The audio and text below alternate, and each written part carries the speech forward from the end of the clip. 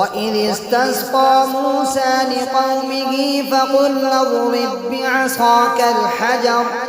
فانفجرت منه 12 عينا قد علم كل أناس مشربهم كلوا واشربوا من رزق الله ولا تعثوا في الأرض مفسدين. وإذ قلتم يا موسى لن نصبر على طعام واحد فادع لنا ربك يخرج لنا مما تنبت الأرض من بقلها وقثائها وفومها وعدسها وبصلها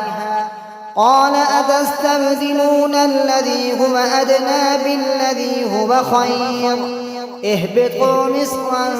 فإن لكم ما سألتم وضربت عليهم الذلة والمسكنة وباءوا بغضب